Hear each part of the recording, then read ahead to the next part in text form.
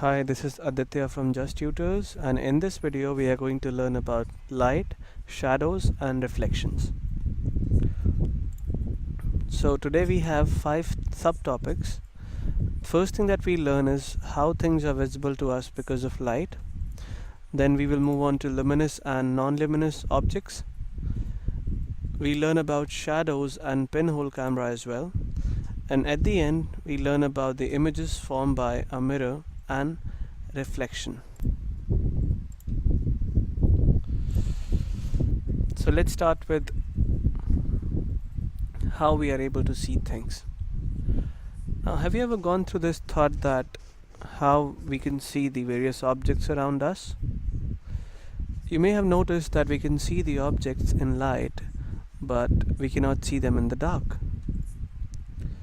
So it is only when the light from an object enters our eyes we can see the objects. Or you can say it is the light of the object that makes them visible to us. Take a look at the picture right here. The observer is able to see the pencil because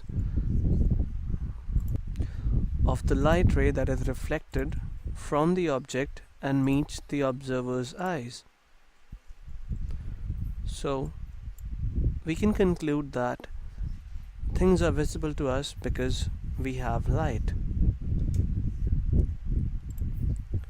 Next up, we are going to learn about luminous and non-luminous objects. Now, we have various objects present around us which give out their own light.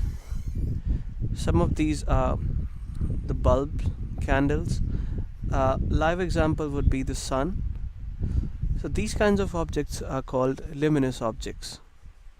Now we also have some other objects that do not give their own light. Instead, they emit light of the luminous objects around them. For example, think about the moon. It emits light of the sun and hence it's visible to us. Now these kinds of objects are called non-luminous objects. Now we have so many examples of non-luminous objects around us. Anything that cannot give its own light is a non-luminous object, if you're able to see that. There's another name for non-luminous objects. We call them illuminated objects. And this is because they are illuminated by the light of the luminous objects around them. Here in this picture you have been shown a light bulb, which is a luminous object, and a notebook, which is a non-luminous object. So the light is reflected from the book and meets our eye, and hence we are able to see the book. So basically the luminous object right here is the light bulb and the non-luminous object would be the book. Now there are 3 subcategories of illuminated objects. These are called transparent, opaque and translucent objects. Now the objects through which we can see clearly are called transparent objects. Some examples of these are air, water and a clear glass. Take a look at the picture right here. The light emerging from the torch is able to pass through this slab. Now all the light incident on the slab is able to pass through the slab. So we call the slab a transparent object. Now there are some objects which are partially opaque, or you can say that you can only see through them partially. Now these objects are called translucent objects. The characteristic of these kinds of objects is that only some light passes through them, like the slab here. And at the end we have some objects through which you cannot see anything at all. In other words, we can say that no light passes through the objects. Now these ones are called opaque objects, which is actually the third one in the picture. So some examples of the opaque objects are solid objects like wood, iron, through which light cannot pass. An excellent example of translucent objects would be plastic glass. Next up, we're going to learn about shadows. Now, whenever an object blocks light, a shadow is formed.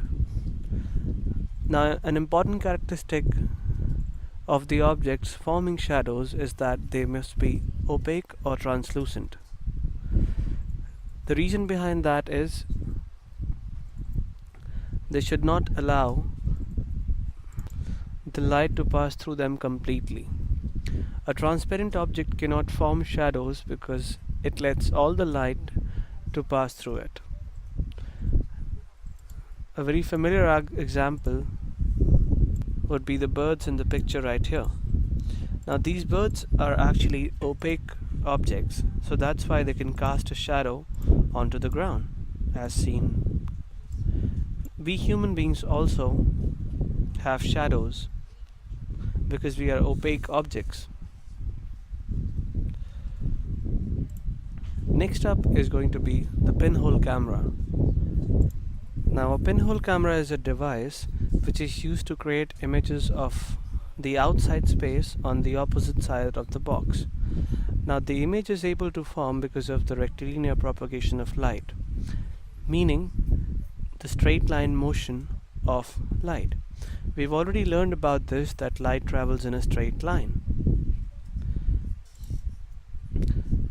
Now at the end we learn about how images are formed with a mirror and also the phenomena of reflection. Now when a light hits an object and bounces off it, it is called reflection. We are able to see objects because light is reflected from those objects and meets our eye. We are able to see objects around us only because of the phenomena of reflection. One more interesting fact is that oceans also reflect light, but just not all of it. If you are above the ocean, you can't see the reflection that well, but if you're at an angle, you could be able to see images of yourself, or maybe the sky around you. So we can say that oceans have got partial reflectivity. Now we've come across some practice questions. So pause the video and try and brainstorm over whatever we have learned so far. And the first question, we have to classify these objects as opaque, transparent and translucent. So think about these. Fog right here is translucent. Glass would be transparent. Wood right here is an opaque object. Plastics are translucent as well.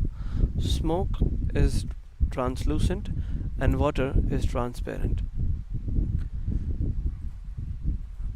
Similarly, in the second question, you have to give an example of an object which is opaque and luminous.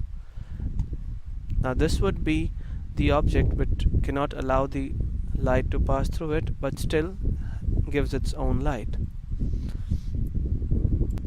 One such example would be the sun. Now take a look at this question. It says, what type of objects do not cast shadow? Now we've already discussed this, that transparent object cannot cast shadow because they allow all the light to pass through them. So that would be all for today. Thank you for watching this video. Please visit justtutors.com for more.